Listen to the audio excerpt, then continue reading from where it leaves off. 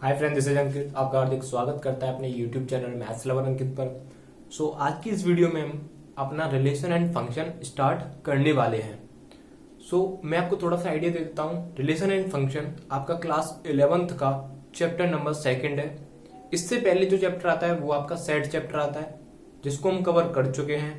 अब हम अपना relation and function chapter start करने वाले हैं। हमेशा रिलेशन एंड फंक्शन को सेट के बाद पढ़ाया जाता है, क्योंकि आपको पता है कि जो रिलेशन एंड फंक्शन चैप्टर है वो एज ए आप समझ सकते हो कि उसमें सेट का यूज होता है। तो रिलेशन एंड फंक्शन को पढ़ने से पहले हमको क्या आना चाहिए? सेट आना चाहिए कि नहीं। इसीलिए हम क्या है कि पहले सेट चैप्टर पढ़ते हैं, फिर रिलेशन एंड फंक्शन पढ़ते हैं। पढ़ने को तो आप पहले रिलेशन एंड फंक्शन भी पढ़ सकते हो, लेकिन आपके दिमाग में फिर आपको डाउट्स आएंगे कि सेट क्या होता है ना, ये टू सेट्स मतलब कि कुछ भी, आप ये सब सेट क्या होता है, तो ये सारी चीजें आपके अंदर आएंगी। इसलिए उसको दूर करने के लिए आपको क्या पढ़ाया जाता है? पहले सेट चैप्टर पढ़ाया जाता है, उसके बाद आपको रिलेशन एंड फंक्शन पढ़ाया जाता है। बिफोर स्टडिंग अवर रिलेशन, पहला पार्ट इसमें देखो, इसमें 2 पार्ट है। यहाँ पर जो हम चैप्टर पढ़ने वाले हैं उसमें आपके 2 पार्ट्स हैं। पहला पार्ट आपका क्या है? रिलेशन।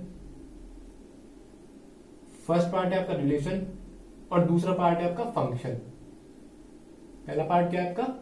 रिलेशन और दूसरा पार्ट क्या है आपका? फंक्शन। फंक्शन को हम बाद में स्टडी करेंगे, पहले हम स्टडी करेंगे रिलेशन को। सबसे पहले हम एक बात करते हैं ऑर्डर्ड पेयर की।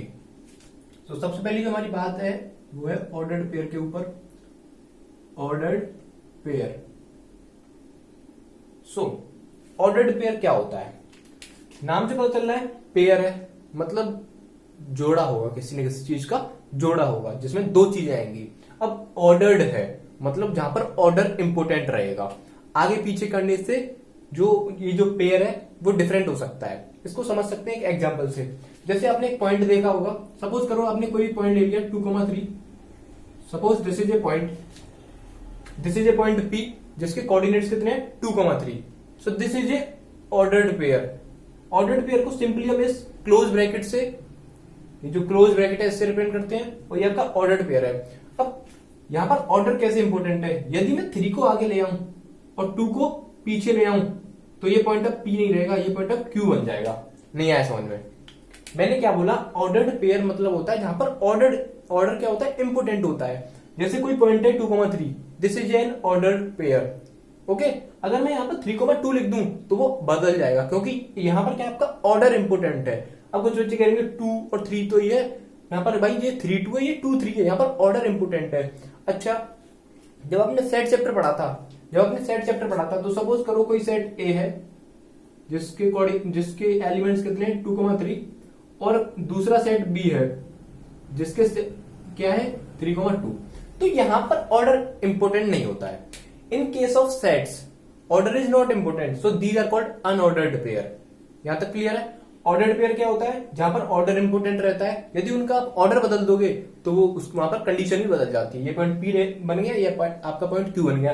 ये कहीं कार्टेशियन कोऑर्डिनेट पे आगे पीछे हो सकते हैं। ओके, ये आपके यहाँ पर ऑर्डर बदलने से कोई फर्क नहीं पड़ेगा, क्योंकि ये आपके अनऑर्डर्ड पेयर है। इतना समझ में आया कि नहीं? ये आपको ध्यान में रखनी है आपको। नाउ अब जो मैंने आपको एक आइडिया बताया है रिलेशन से पढ़ने से पहले, क्योंकि जब हमें युद्ध लड़ना होता है तो युद्ध से पहले हमें तैयारी करनी पड़ती है। अब हमारा नेक्स्ट टॉपिक है Cartesian product of 2 sets. Cartesian product of 2 sets. Set तो आप सभी ने पढ़ के रखा है। अब हम पढ़ने वाले हैं Cartesian product. Cartesian product of 2 sets. अब हम क्या पढ़ने वाले हैं? Cartesian product of 2 sets. Suppose आपके पास क्या है? 2 सेट हैं। एक सेट आपका क्या है? A है, और दूसरा सेट आपका क्या है? B है। ओके, इतना समझ में आया? एक आपके पास सेट क्या है? A है, आपका दूसरा सेट क्या है? B है। अब भाई हमारे पास कोई सेट A है तो उसके अंदर कुछ ना कुछ एलिमेंट्स भी होंगे। हमने उसके अंदर एलिमेंट्स मान लिए क्या आपके? सपोज करो small a small b। Okay, now हमारे पास एक दूसरा सेट भी है B। क्या? B, जिसके हमने क्या मान लिए? यहां पर कुछ भी एलिमेंट्स हम मान सकते हैं। सपोज हमने कैपिटल A नहीं, यहां पर हमने मान लिया C, D। ओके, तो ये हमारे पास 2 सेट है। अब हमको क्या निकालना है? इनका कार्टेशियन प्रोडक्ट निकालना है 2 सेट्स का। तो वो कैसे निकालते हैं उसको हम जानने वाले हैं यहाँ पर। सो कार्टेशियन प्रोडक्ट को रिप्रेजेंट करने का जो तरीका होता है आपका वो होता है ए क्रॉस बी। कहीं पर भी आपको ए क्रॉस बी दिख जाए मतलब क्या हो रहा है, ये दो सेट का कार्टेशियन प्रोडक्ट है। ओके, तो कैसे निकालते हैं इसको, अब ध्यान से समझना मेरी बात, बहुत ध्यान से। ए क्या है आपका, एक सेट है, बी क्या है आपका, एक सेट है, तो A cross B that is Cartesian product of two sets, it is also a set, it is also a set, it is also a set.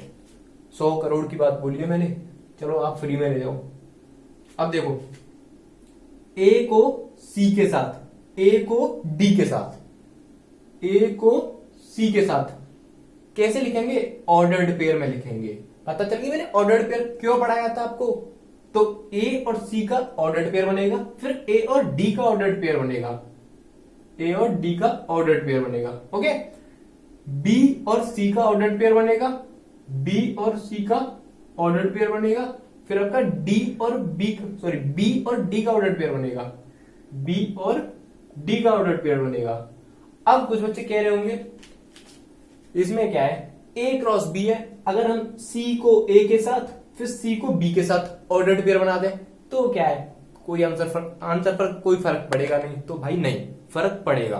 क्यों पड़ेगा, क्योंकि ए क्रॉस बी है आपका, मतलब ए के एलिमेंट्स को लिखना है पहले, बाद में लिखना है बी के एलिमेंट्स को, मतलब कि ए का ऑर्डर्ड पेयर सी के साथ बनाना है, ए का ऑर्डर्ड पेयर डी के साथ बनाना है, सिमिलरली बी का ऑर्डर्ड पेयर सी के साथ बनाना है, बी का ऑर्डर्ड पेयर डी के साथ बनाना है। ओके, अगर यहां पर बी क्रॉस ए होता, यदि यहां पर बी क्रॉस ए होता तब हम क्या करते, सी का ऑर्डर्ड पेयर ए के साथ, सी का ऑर्डर्ड पेयर बी के साथ, डी का ऑर्डर्ड पेयर ए के साथ, डी का ऑर्डर्ड पेयर बी के साथ, तब हम उस कंडीशन में बनाते। सो ओके, अब यहां पर जो मेजर चीज आती है, यहां पर सबसे इंपॉर्टेंट चीज क्या आती है, क्या आप जो बी क्रॉस ए निकालोगे, क्या आप जो बी क्रॉस ए निकालोगे, भाई प्रोडक्ट है 2 इंटू 3 करो या 3 इंटू 2 करो सेम आएगा, नहीं भाई ये वो वाला प्रोडक्ट बिल्कुल भी नहीं है। यहां पर ए क्रॉस बी और बी क्रॉस ए, अब खुद देख लो, आप बी क्रॉस ए निकाल के देखो, यहां से सी कोमा ए ऑर्डर्ड पेयर बदल गया। अब कुछ बच्चे कह रहे होंगे, देखो देखो मैं निकाल के दिखा देता हूं, देखो सी का ए के साथ, देन इन्हीं को उल्टा कर दें, सी का बी के साथ, सी का ए के साथ, सी का बी के साथ, सी का बी के साथ, फिर डी का ए के साथ, डी का ए के साथ, फिर डी का बी के साथ, क्या बनाना है, ऑर्डर्ड पेयर बनाना है। अब यहां से आप खुद देख सकते हो कि ए क्रॉस बी और बी क्रॉस ए इक्वल नहीं है, ए क्रॉस बी और बी क्रॉस ए इक्वल नहीं है। अब कह रहे होंगे इक्वल ही तो है, इसमें भी ए कोमा सी है, इसमें भी सी कोमा ए, अरे क्या हो गया, ए कोमा सी को ऐसे लिख दो, फिर ऑर्डर्ड पेयर पढ़ाने का क्या फायदा रहा भाई, ये बता दो मुझे। सो ऑर्डर्ड पेयर इंपोर्टेंट है, ए कोमा सी एक अलग एलिमेंट है और सी कोमा एक अलग एलिमेंट है। क्यों, देखो ए कोमा सी एक ऑर्डर्ड पेयर है जिसके अंदर कोऑर्डिनेट्स लिखे हुए ए कोमा सी करके, लेकिन यदि मैं सी कोमा ए कर दूं तो ये ऑर्डर्ड पेयर अलग हो गया, क्योंकि यहां पर ऑर्डर इंपोर्टेंट रहता है। ओके, सो ये और ये आपके अलग हैं, तो जनरली हम कह सकते हैं क्या, generally we can say generally A cross B जो होते हैं आपके, जो आपका जो ए क्रॉस बी है वो नॉट इक्वल टू आता है बी क्रॉस ए। यहां पर एक बड़ा सा ब्रैकेट लगा लो, बड़ा सा ब्रैकेट, और यहां पर लिख लो जनरली, यहां पर क्या लिख लो, generally, generally A cross B is not equal to B cross A. Okay, generally कह रहा हूं मैं, जनरली, हमेशा नहीं, जनरली मैंने आपसे बोल दिया 90% केसेस में, 1% केसेस में नहीं होगा, या फिर आप 99 मान लो 1% में नहीं होगा। ओके, सो अब सबसे इंपॉर्टेंट चीज है कि भाई सपोज करो ए सेट में आपके 2 एलिमेंट हैं, बी सेट में भी आपके 2 एलिमेंट है। भाई अब सेट है तो एलिमेंट की तो बात होगी, नंबर ऑफ एलिमेंट की भी बात होगी, कार्डिनल नंबर जिसको हम बोलते हैं प्यार से। So number of elements in set A कितने आपके 2 हैं, number of elements in set B आपके कितने 2। जैसा कि हमने अभी देखा कि ए क्रॉस बी आपका क्या होगा, एक सेट होगा, तो उसके अंदर कितने नंबर ऑफ एलिमेंट्स आएंगे, तो आपको सिंपली क्या करना है, सपोज करो if number of element in set A is equal to आपके सपोज करो कितने हैं, P है, और number of element in set B आपके सपोज करो Q है, P है Q है, तो total number of element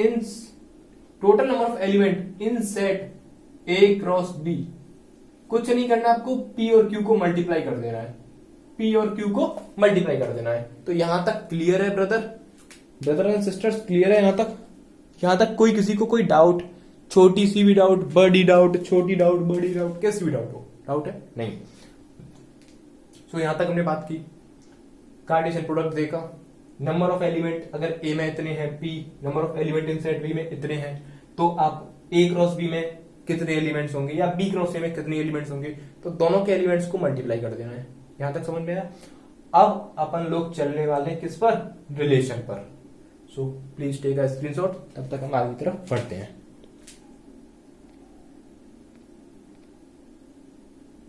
so अब हम फाइनली हमने जो रिलेशन पढ़ने के लिए जो छोटी छोटी से कुछ की पॉइंट्स से, जैसे ordered pair, unordered pair, Cartesian product of two sets, ये सब हमने क्या है रिलेशन को पढ़ने के लिए बहुत जरूरी रहते हैं। सो इसको रिलेशन को पढ़ने से पहले हमने इन सबको कवर कर लिया है। सो अब हम फाइनली अब किस पर चल रहे हैं, हम रिलेशन के ऊपर। तो ध्यान से समझना, एक ही स्टेटमेंट है रिलेशन की जिसको आपको याद रखना है। मैं आपको इंग्लिश में बोलूंगा, उसका मैथमेटिकल एक्सप्रेशन में यहाँ पे लिखूंगा। ओके, सो ध्यान से समझना, relation, a relation R defined from set A to set B, a relation R defined from set A to set B।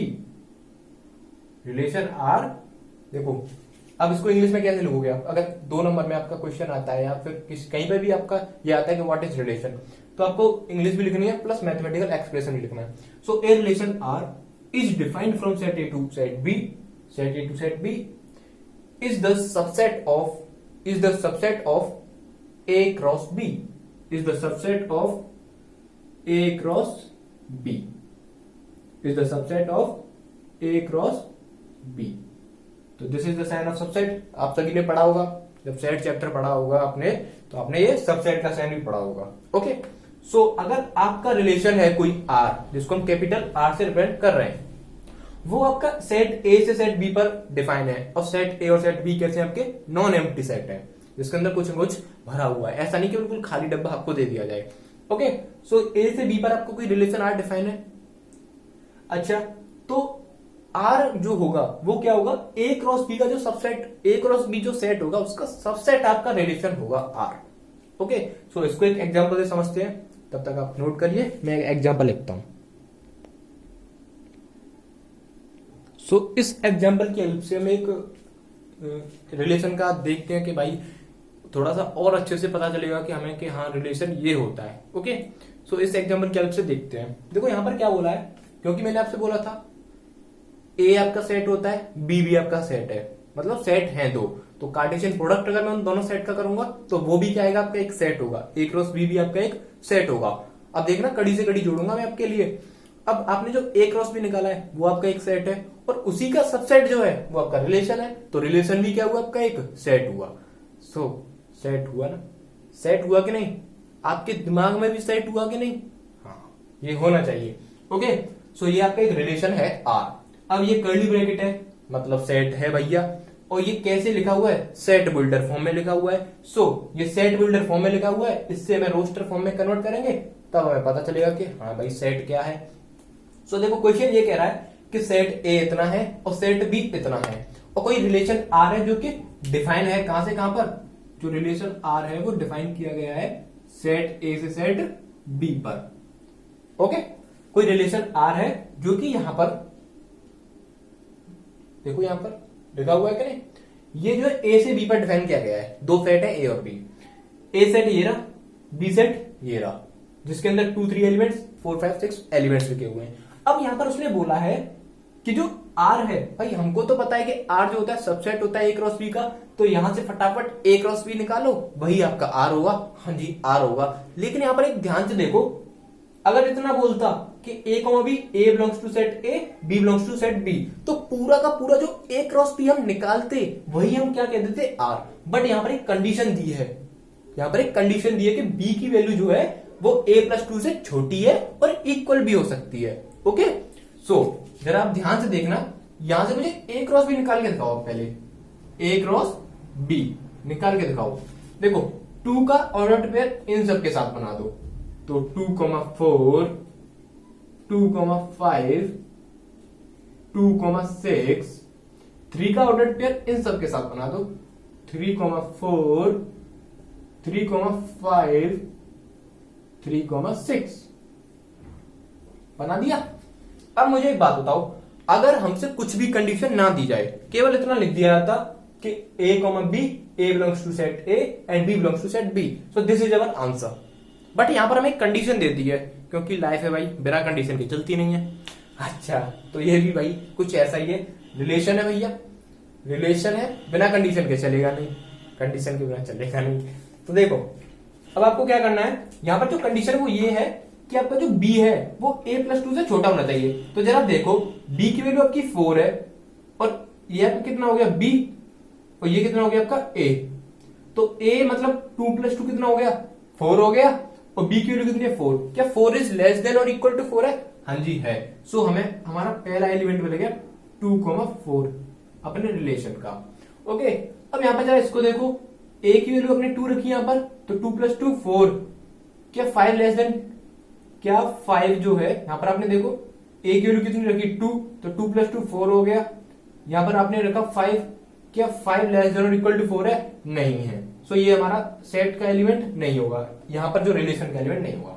सो ऐसे ही आपको क्या करना है, 2 6 रखोगे तो ये भी नहीं होगा, क्योंकि देखो 2+2 4 है और इधर आपका 6 है। जरा देखो 3,4 को, a की वैल्यू आपने 3 रखी, 3+2 5 और b की वैल्यू 4, तो आपका ये आपका सेट का एलिमेंट हो गया। सिमिलरली आप इनको भी चेक करोगे तो आपके ये भी नहीं आएंगे। सो केवल और केवल 2 ही एलिमेंट्स हैं, ये और ये, जो कि एक नया सेट बनाएंगे जिसको हम बोलेंगे R। ओके, इतना क्लियर हुआ कि नहीं? सो केवल भाई देखो, वैसे हकीकत में अगर कोई भी कंडीशन ना हो तो आपका यही क्या आपका रिलेशन है, R is subset of A cross B। But भाई कंडीशन दे दी तो कंडीशन है, तो भैया ये कंडीशन है फॉलो करनी पड़ेगी, तो इसमें से कुछ स्पेसिफिक एलिमेंट्स जो इस कंडीशन को सेटिस्फाई करेंगे वही हमारे रिलेशन में आ पाएंगे। सो आपको ये समझ में आया? आई होप आपको आज की वीडियो अच्छी लगी होगी। हो देख कितनी जल्दी घुसोगे, देख देख कितनी जल्दी घुसोगे भाई साहब, कितनी जल्दी घुसोगे। अभी इसमें थोड़ी सी चीजें और रही हैं, वो कराता हूं, फिर आपको वीडियो में फिनिश कर दूंगा। ओके, सो अब हमारी जो नेक्स्ट चीज है, तब तक आप इसको नोट कर लो, प्लीज नोट इट। नोट कर लिया? मिटा दूं? मिटा रहा हूं। अब मेरी बात जरा ध्यान सुनना, ये शायद 200 करोड़ की बात है। ये भाई पिछली वाली बात तो 100 करोड़ की थी, अब मैं जो बात बताने जा रहा हूं आपको वो 200 करोड़ की बात है। 200 करोड़ भाई सोचो, 200 करोड़ कितना होता है? सोचो 200 crore, oh my God 200 crore, मैं तो करोड़पति बन गया भाई। चलो पर मैं तुम्हें फ्री में दे रहा हूं, तो तुम्हें मैं 1 भी रुपया नहीं दूंगा। तो देखो, अगर सपोज करो आपके पास सेट ए है, ओके, जिसके अंदर जो एलिमेंट्स है वो कितने हैं? P, जिसका कार्डिनल नंबर P है। एक दूसरा सेट है B, जिसके अंदर एलिमेंट्स कितने हैं? Q। तो अगर मैं आपसे पूछूं कि A के अंदर P एलिमेंट है, B के अंदर Q एलिमेंट है, तो कार्टेशियन प्रोडक्ट के अंदर कितने एलिमेंट होंगे? P into Q। तो कार्टेशियन प्रोडक्ट जो कि आपका एक सेट होगा, उसके अंदर भी कितने एलिमेंट्स होंगे? P into Q। अब मुझे एक बात बताइए, R क्या है? इस A क्रॉस B का सबसेट है। R क्या है? इस A क्रॉस B का सबसेट है। तो total number of relation possible, total number of relation that are possible,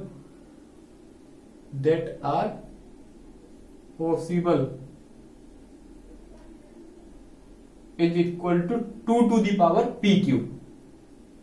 2 to the power PQ नहीं है समझ में, क्योंकि जब आप सेट पढ़ रहे थे तो आपने देखा होगा कि किसी भी सेट के ए सेट है, उसके अगर आपको सबसेट्स निकालने हैं तो 2 की पावर में एलिमेंट्स को रख दो। तो वैसे ही ए क्रॉस बी क्या है? आपका एक सेट है जिसके अंदर एलिमेंट्स PQ है और हमें रिलेशन निकालना है, मतलब सबसेट्स निकालने हैं, तो कितने बन सकते हैं? 2 की पावर PQ। सो समझ में आया? समझ में आया? सो आज की इस वीडियो को हम यहीं पर रखते हैं, इतना ही रखते हैं, ज्यादा हो जाएगा, गालियां पड़ेंगी फिर मुझे। सो अगर आपको वीडियो अच्छी लगी हो तो एक बार और देख लेना इसी खुशी में। बाकी हम मिलते हैं नेक्स्ट वीडियो में, तब तक के लिए टाटा बाय बाय।